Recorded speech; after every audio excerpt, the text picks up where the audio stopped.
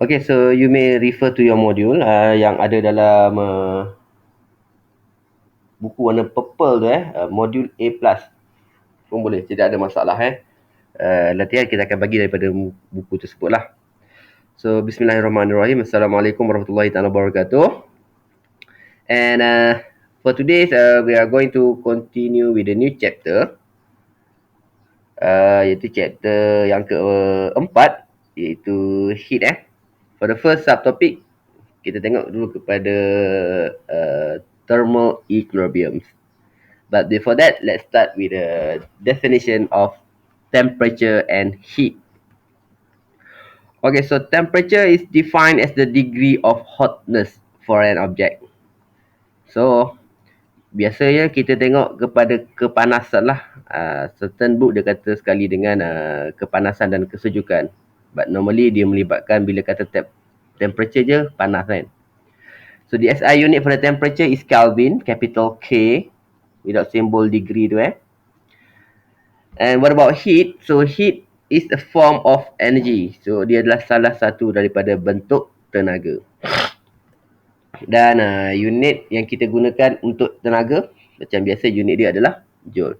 A simple unit So heat, kita punya simbol dia adalah Q capital Q. Manakala untuk temperature, simbol dia adalah T, capital T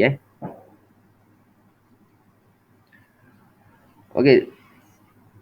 Untuk dua definition ni, terlalu ramai orang yang tertukar. Kan? So, terlalu ramai orang yang tertukar temperature dengan heat. So, jadi kita kena faham dan tengok dengan betul lah apa yang diminta. Kita jawab apa yang diminta. Okay, now let's look at the concept of thermal equilibrium. So, thermal equilibrium. So, let's say you have a hot body, hot object. And then kita ada a cold object. So, what happens when both object have a thermal contact? So, apa maksud thermal contact? Dia bersentuhan kat sini kan. Ni bersentuhan kat sini. So, dia bersentuhan. Ada contact. So, kita define dia sebagai thermal contact.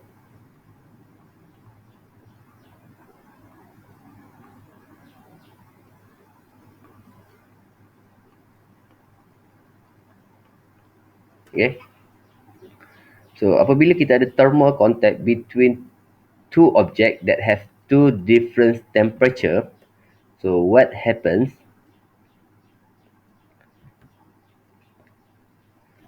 Energy is transferred from the hot body to a cold body. Okay, tenaga daripada objek yang panas ni, high temperature to low temperature object. At the same time, energy, iaitu heat tadi, from the cold object ni pun will be transferred to the hot body, hot object, but at a slower rate. Rate dia lebih perlahan lah. At a slow rate. Tetap ada, cuma lebih perlahan. Okay. So, kalau kita banyak haba, kita transfer banyak terus pada orang. Kalau orang tu sikit je haba, dia transfer juga. At the same time, dia terima haba.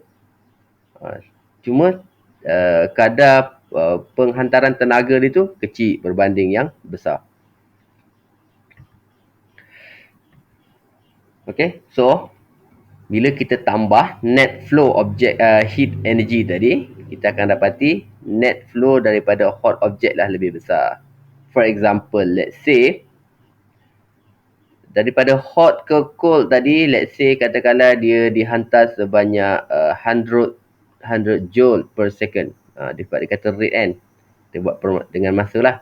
100 joule per second. So daripada cold object to hot object ada juga kan. Cuma at slower rate. So kita boleh kata let's say 40 joule per second. So jadi bila kita tambah dua ni, ingat bila kita tambah, apa maksud kita tambah?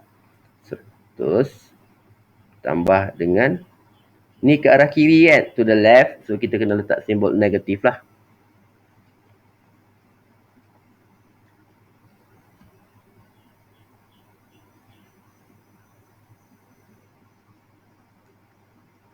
So, jadi kita akan dapat 60. Okay, 60 joule ni lah yang kita define as a net flow of heat. Okay, ini adalah net flow of heat.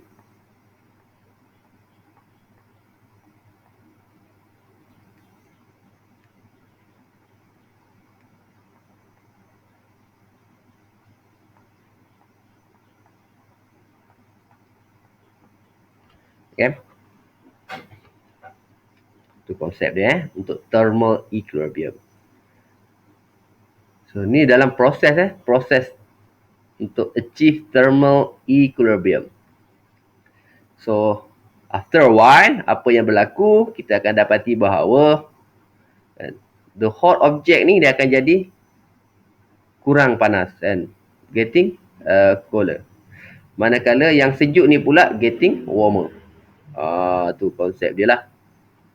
Benda ni akan berlaku, proses pemindahan haba ni akan berlaku until there is no net heat transfer between two object. No net heat transfer bermaksud, contoh kalau tadi 100, sini 100 kan, ke sini 40.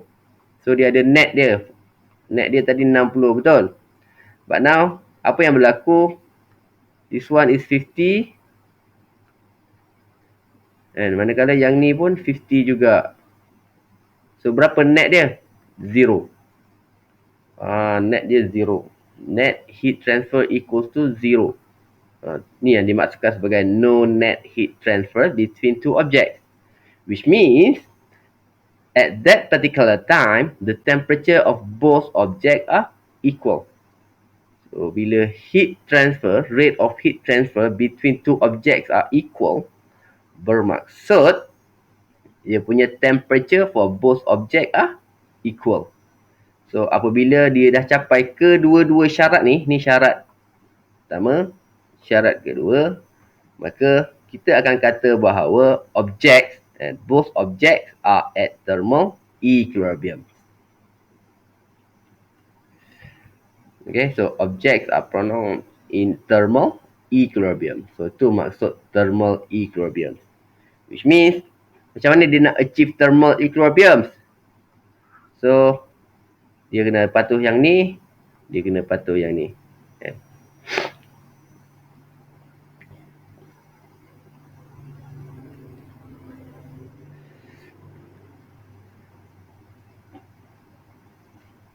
Okay, tapi dia ada beberapa perkara yang kita kena highlightkan kat sini.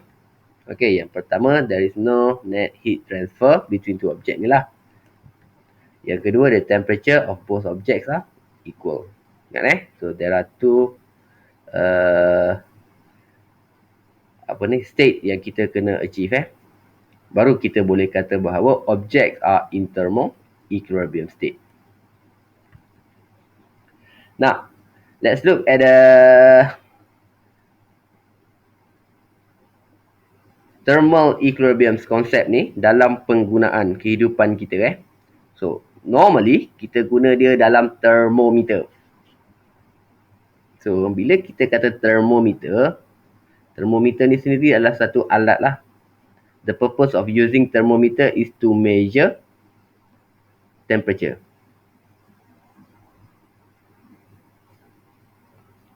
So, kita nak measure temperature.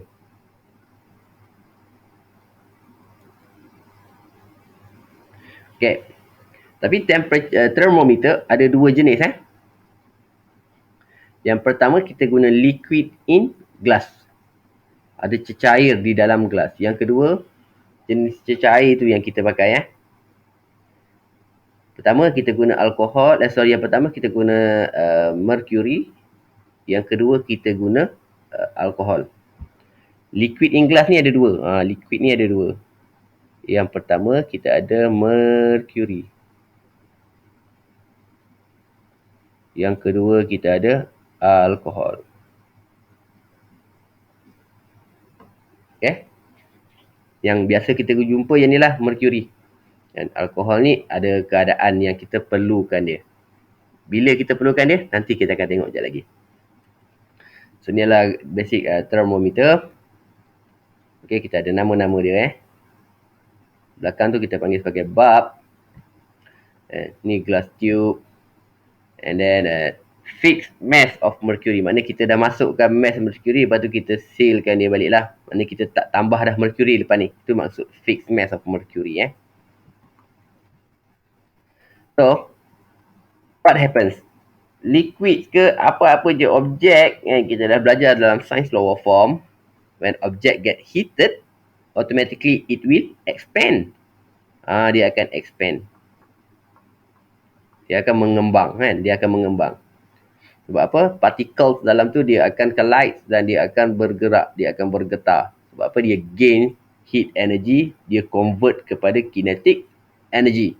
So dia berlanggar, dan sekali dia jadi expand lah. Molekul tu berlanggar menyebabkan objek tu mengembang. So same thing goes to mercury. When the mercury get heated, mercury will expand. Tapi sebab dia duduk dalam capillary tube ni, dalam thermometer ni, maka apa yang berlaku? Dia akan expand hanya ke atas lah. So the length of the capillary tube will indicate the magnitude of the temperature. So kita akan gunakan pemanjangan mercury tadi tu untuk merujuk kepada temperature. Itu konsep untuk thermometer. So, yang pertama, macam mana kita nak define dia punya scale ni? Kita nak pakai thermometer ni nanti, macam mana kita nak guna dia Okey, untuk thermometer yang baru, dia belum ada apa-apa senggatan kat sini. So, kita kena create lah senggatan dia tu. So, macam mana kita nak buat skala for a thermometer? Okey, step yang pertama, the thermometer is placed in the ice. Okay, kita nak letak dalam ais. Nah, kenapa kita nak letak dalam ais? Why? Sebab kita tahu bahawa the temperature for ice is 0 degree Celsius. So, apabila thermal equilibrium achieved, bermaksud suhu mercury ni nanti, dengan suhu ais ni akan sama. Maka kita akan dapat level untuk dapatkan ketinggian, the length of the mercury. Kita nak tengok length dia semasa 0 degree Celsius. Itu tujuan kita nak letak dia dalam ais. So, let's say inilah tinggi dia. Level of mercury in thermometer. Tinggi tu. Okey, yang kedua. Ni kita label lah. Sorry.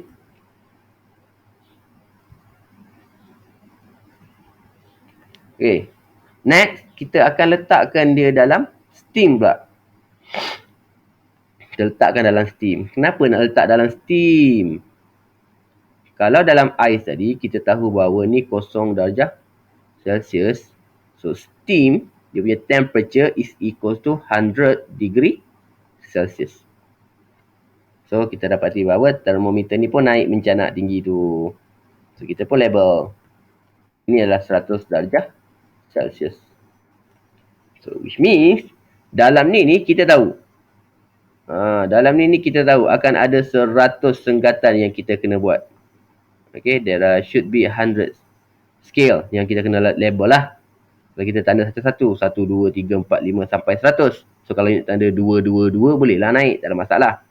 So, itu adalah kehendak kita lah. Cuma yang kita pastikan, kita dah labelkan 2 point utama ni dulu. Next, measure the length between 0 and 100 degree Celsius. Sebab apa? Sebab tadi kita tahu bahawa dalam ni kita akan letakkan 100 senggatan. So, satu senggatan tu berapa cm? That's why kita kena measure length dekat sini berapa. Okay, supaya kita nak tahu nak letak senggatan pertama ni. Berapa senggatan pertama? Berapa cm kita nak ukur dia?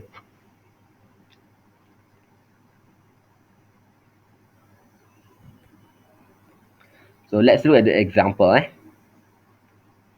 So, kita dah ada 0 degree Celsius, 100 degree Celsius. So, soalan dia, if the length between 0 degree Celsius to 100 degree Celsius is 12 cm and the length from 0 to X is 8 cm. What is X? Sudah. Macam mana kita nak buat?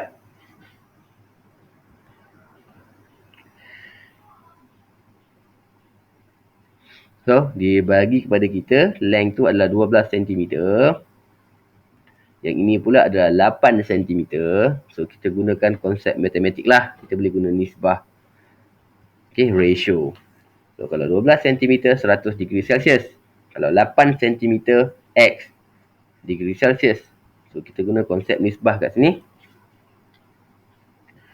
So, bila you guna ratio, kita akan dapat lebih kurang 6.67 degree Celsius. Okay, this one is kita guna ratio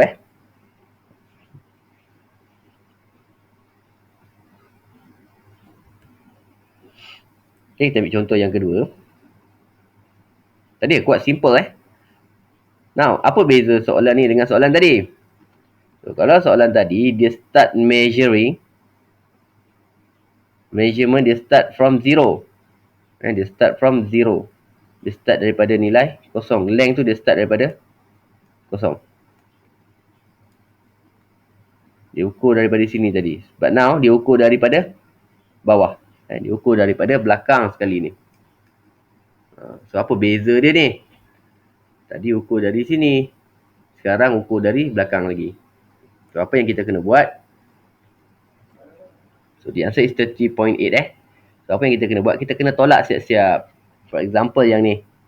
30 cm daripada hujung. Daripada hujung sampai ke kosong adalah 4. So, apa yang kita nak? Kita hanya perlukan ukuran dari sini ke depan. So, berapa ukuran ni? 30 tolak 4. So, you will get 26 cm. Yang ni pun sama. Kita hanya nak ukuran dari sini sampai point X. So, berapa nilai dia? 12 tolak 4. So, the answer is 8 cm. So, once you dah dapat nilai ni, bolehlah guna konsep ratio tadi. Kan? Di mana 26 cm, kita akan dapat ini adalah bersamaan dengan 100 degree Celsius.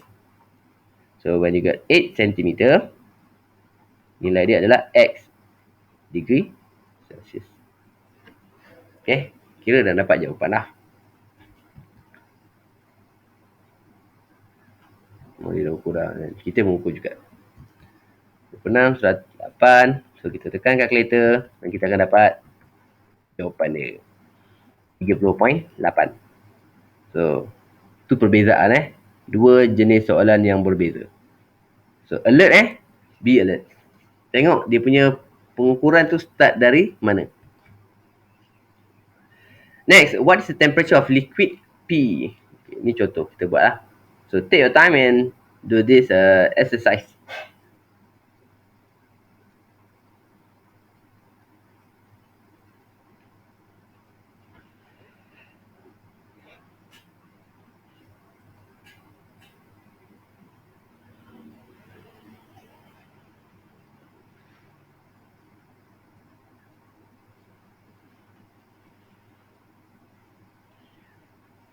Okay, what is the temperature of liquid P? 56 degree Celsius. Dapat ni? Oh, Arif, dapat tak? Kau seorang je buka kamera. Orang lain tak buka pun. Malu punya. Bagus. Good effort kan? Orang lain segan buka kamera.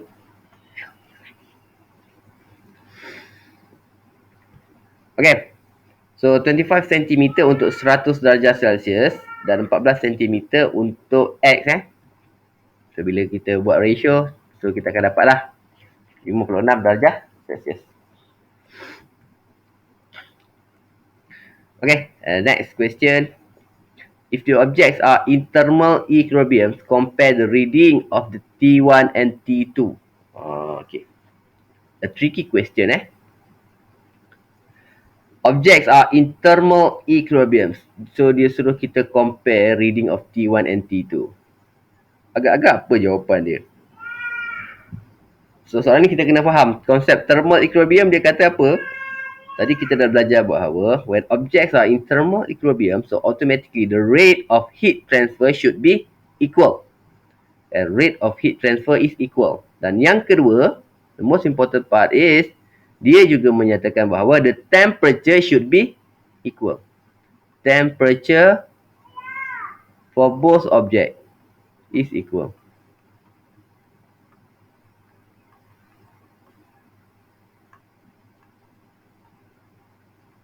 So, jadi perlu ke kita nak compare? Jadi jawapan kita T1 and T2 is equal. Kalau kita faham konsep, maka tak perlu nak fikir-fikir lagi dah. Okay, so now kita tengok why does mercury is chosen as a liquid in glass thermometer. Kenapa kita nak guna mercury? Sebab tadi saya kata there are two type of liquid that can be used. Number one is mercury, number two is alcohol. So kenapa kita guna mercury kali ni? So ini adalah beberapa reason kenapa kita nak guna mercury. It is an opaque liquid. So opaque liquid. Opaque.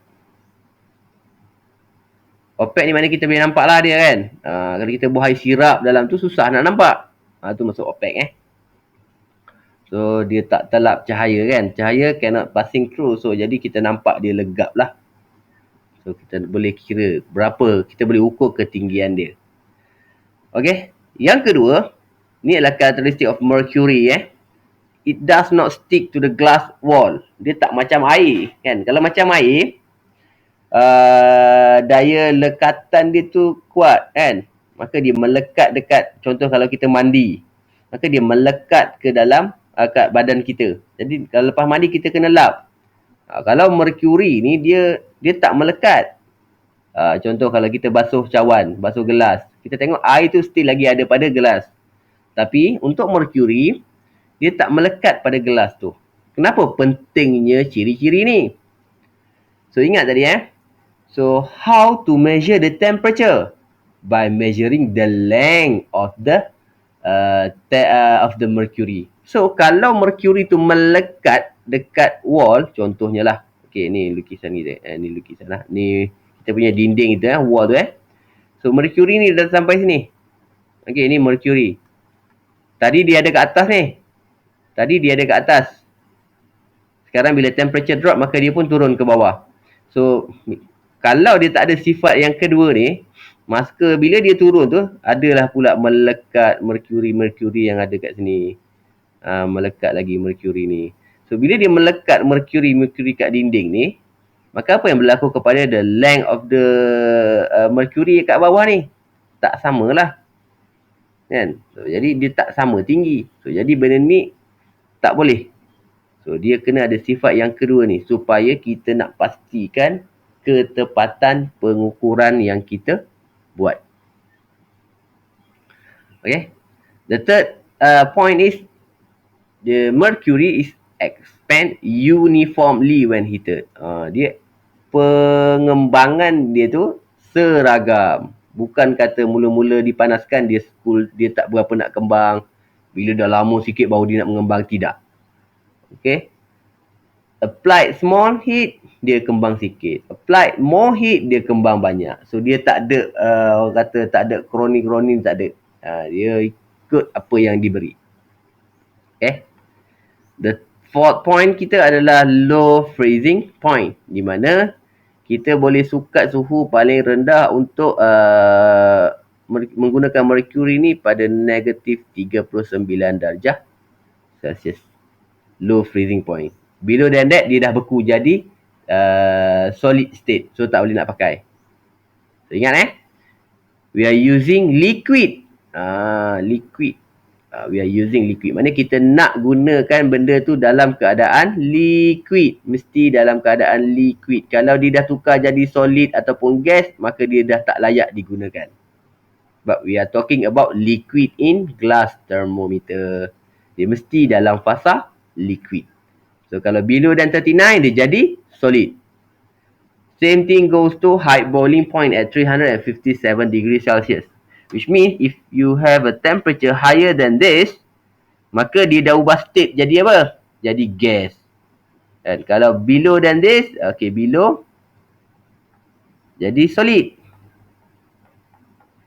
Kalau high pada ni, dia akan jadi gas.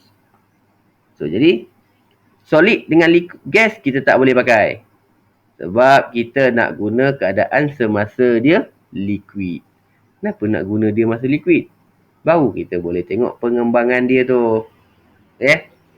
This is other reasons why we are using mercury in daily life. Sebab apa?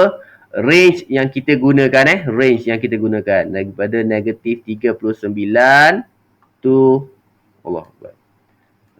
So, saya punya pad ni dah tak seperti mana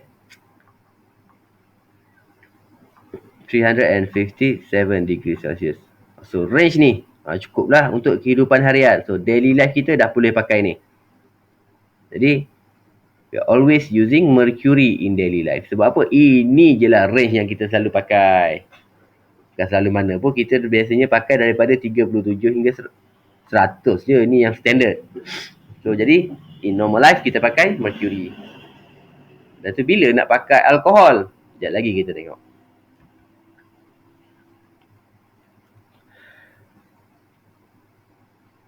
Okay, explain how the thermometer measure the temperature of hot objects using a thermal equilibrium principle. Okay, reason kita, macam mana cara dia adalah yang pertama, heat is transferred from the hot object to the thermometer. Asas lah. And after sometimes, kenapa kena ada after sometimes ni? Supaya kita kena bagi masa kepada objek tu, dua objek tadi tu, berlakunya proses pemindahan haba daripada panas ke sejuk, sejuk ke panas, supaya mereka mencapai thermal equilibrium state. So, thermal equilibrium state. For example, let's say kita measure suhu lah kan, guna thermometer. So, bila kita letakkan saja thermometer dekat badan, contoh, so kita kena tunggu sekejap. Kita bukan boleh terus ambil bacaan tu. Kita kena tunggu sekejap. Kenapa nak tunggu? Supaya berlaku pemindahan haba, so that the thermal equilibrium state will be achieved. So bila bila thermal equilibrium state achieved, there is no net heat transferred between hot object and the thermometer. And finally, the temperature for both objects are equal. Both object and thermometer tadi, both object and thermometer have the same temperature.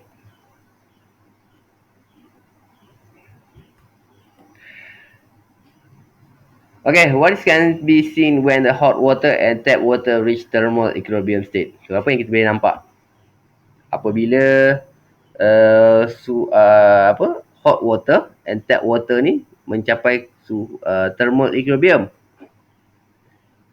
Ingat bila capai saja thermal equilibrium state, maka dalam kepala kita ada dua yang kita kena highlightkan. Yang pertama, net heat transfer.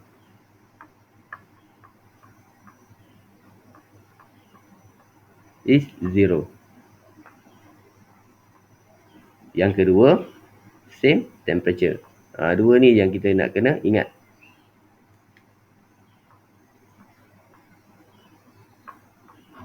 Both subject has the same temperature. Both thermometers shows the same reading. Okay, give the reasons why. Ni lah. Because net heat transfer between beaker which contain hot water and the tap water is 0. So, dia menggunakan dua-dua syarat yang ada dalam thermal equilibrium state tadi.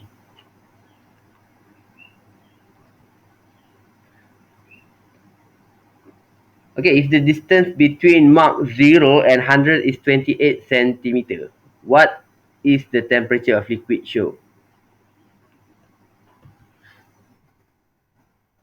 Okay, guna konsep ratio, so you akan dapatlah jawapan.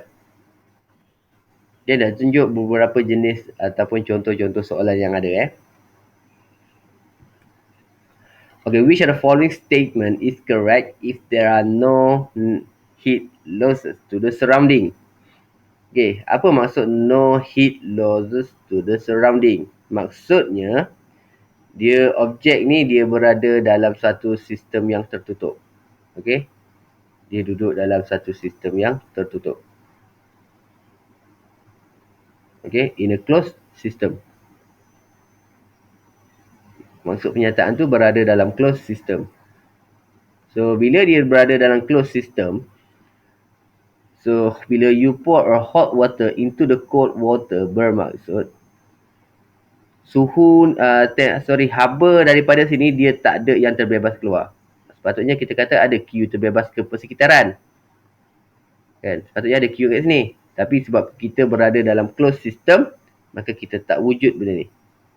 Jadi ke mana pergi Q tu? Q daripada hot masuk ke dalam cold, cold masuk ke dalam hot. Itu yang dimaksudkan sebagai no heat losses to the surrounding, or we can simplify call it as a closed system. So the answer is C. Heat loss by the hot water is equal to the heat gained by the cold water. Maksudnya apa dia?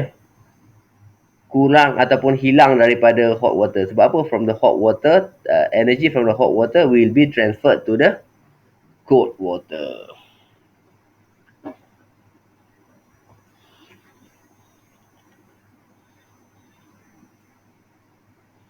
Okay, what is the concept used in the measurement of human body temperature? Jawapannya adalah thermal equilibrium. Yang tu je pun yang baru belajar kan. Yang lain tu tak belajar lagi. Okay, thermal equilibrium is reached when, okay, apabila kita kata capai thermal equilibrium, ingat ada dua je syarat tadi. Dan apa syarat kita tadi? Thermal equilibrium je kita sebut berkenaan dengan rate of heat transfer. Sorry, net rate tinggal net rate of heat transfer is 0. Yang kedua, same temperature. Okay. So, jadi, bila dia capai saja thermal equilibrium, maka suhu P dengan suhu Q akan jadi sama.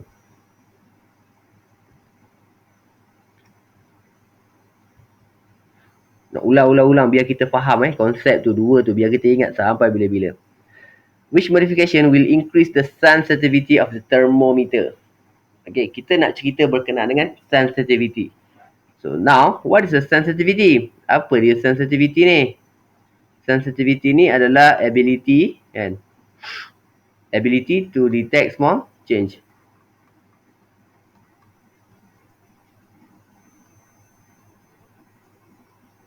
To measure small change. So kalau sikit saja perubahan pun dia dah boleh baca dah. Itulah maksud sensitivity. Okay, kita ada pelbagai pilihan. A longer capillary tube, a glass tube with a thicker wall, bulb with a thicker wall, a narrow bore of capillary tube. So the answer is D. Using a narrow bore of capillary tube. Mana capillary tube ni dalam ni? Maknanya kita guna a narrow. Dia lebih halus. Kan? Lebih halus, lebih nipis. So bila lebih nipis, maka kita bila supply a small amount of heat, maka the length of mercury ni kena naik lebih panjang. Ni baguslah. So, sebab apa? Sebab the temperature tadi tu berkadar terus. Is directly proportional to the length. So kalau length kita ni naik banyak, maka dia boleh sukat suhu tu lebih lebih sensitif. Okay, kalau kita guna thicker wall untuk dekat bulb, dekat bulb ni you guna a thicker wall. Bila guna thicker wall, maka apa yang berlaku? Haba nak masuk ni susah. Okay. So haba yang nak masuk daripada sini ni susah. Sebab kita rendamkan bulb ke tempat yang panas tu kan. So kalau using a thicker wall, maka wall ni dulu yang menyerap haba. Jadi lambatlah nak transfer kepada mercury. So tak sesuai. Tak boleh guna thicker wall. Using glass stem with a thicker wall, sama konsep dia kan. Glass stem kat dalam ni, a thicker wall. Yang ni nak elak pecah boleh lah. Using a longer capillary tube. Longer, panjang lagi. Boleh juga kalau kita guna panjang lagi, kita bukan dapat yang sensitif, tapi kita boleh detect yang range yang lebih besar. A longer capillary tube mana kita boleh measure a higher range. Yang ni kita nak measure higher range.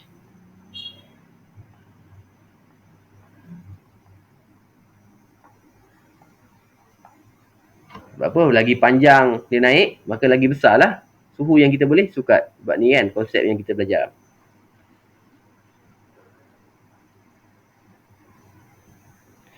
Okay, which liquid can be used to make a liquid in glass thermometer to measure temperature from negative 50 to 50 degrees Celsius? Okay.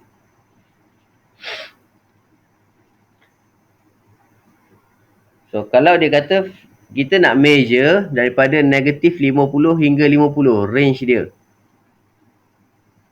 So, freezing point mana yang kita nak kena pakai? A, B, C, D. So, the answer is A. And boiling point dia ni. Yang ni pun dah cukup dah syarat dia. Saya tengok bahagian boiling point kita dah boleh tengok sini pun dah cukup dah. Okay. Kenapa? Kalau kita ambil D, 17 darjah Celsius dia dah berubah menjadi solid. Boleh ke objek ni kita ukur dalam solid? Sedangkan dia kata liquid in glass. So kalau 17 kita nak sukat suhu 50, kita 17 dah jadi solid. Memang tak lah. So kita tak boleh nak guna dia dalam bentuk solid. Okay, yang ni suhu 50 dah jadi solid. Yang ni pun sama, solid juga. Yang ni pun sama, jadi solid juga. So jadi kita tak boleh pakai. Yang ni je still lagi dalam range negatif 50, dia still lagi dalam keadaan liquid. Okay, kalau yang ni dia still lagi dalam keadaan kalau 78 baru dia berubah menjadi gas. So sekarang suhu 50 still lagi dalam keadaan liquid. 357 still lagi dalam liquid. Yang ni pun still lagi liquid, yang ni pun still lagi liquid. Okay, bahagian boiling point semuanya okey. Cuma bahagian sini yang ni memang tak boleh. Sebab kita nak pakai dalam keadaan liquid. Sedangkan B, C dengan D dah berubah menjadi solid. So kita tak boleh pakai tu. Faham kan? Okay. Now which statement is correct when L and M are at the thermal equilibrium? Which statement is correct when L and M are at thermal equilibrium? So, mula macam tadi Ini salah. Sebab dia kata is higher. The quantity of heat L and M is equal. Same salah We are not talking about the quantity of heat. Quantity of heat depends on mass. Yang ni besar. Maka quantity dia lebih besar lah. Yang ni kecil. Mass dia kecil. Maka quantity dia kecil lah. Okay, rate of change in temperature of L is bigger. Is bigger. Mana boleh salah lah. Okay, dia mesti sama. Net rate of heat flow between L and M is 0. Yang ni betul. Kadar pemindahan haba. Kalau sini anak panah besar ni, daripada sini ke sini pun kita lukis anak panah yang sama besar. Ni merujuk kepada same rate of heat transfer. Tapi dia guna istilah net rate. Samalah. Okey, kalau atas ni 50 joule ke kanan, maka 50 joule juga ke kiri. So ni maksud same rate of heat transfer. Kalau dia kata net rate of heat flow is 0, bermaksud 50 tambah dengan negatif 50. Kenapa tambah negatif 50? Sebab ke arah kiri. So jadi berapa nilai ni? Kosong. Okey, kosong ni merujuk kepada net rate of heat transfer. 50 ke kanan, 50 ke kiri, bermaksud same rate of heat transfer. So dua ayat tu yang sama Dua ayat yang berbeza tapi same meaning. Kita buatlah contoh ayat yang lain. Same rate of heat transfer.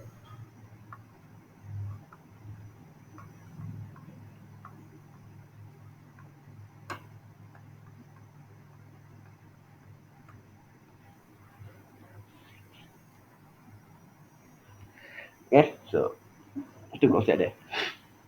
Kalau saya dah rekod ni nanti untuk kalau tertinggal nota ke, ada orang yang terputus connection ke, you boleh refer balik dekat YouTube. Nanti saya akan uploadkan link dia dekat group.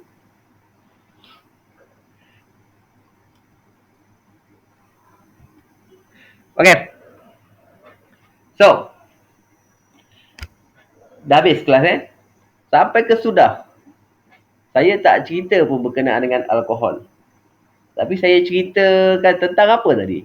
Kita cerita tentang liquid in glass thermometer. Tapi dalam kelas saya kata there are two type of liquid that can be used.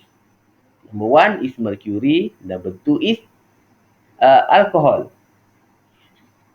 Agak-agak alkohol ni nak guna masa mana? Bila kita nak pakai alkohol? Okay, so bila you nak pakai dalam keadaan alkohol? Okay, so ada jawapan? Boleh terus type dekat dalam grup. Terus type dalam grup kan. So, apa jawab yang pertama sekali? Bila nak pakai alkohol? Okay, so kita stop kat situ dulu.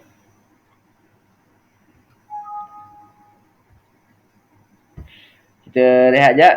Lepas ni kita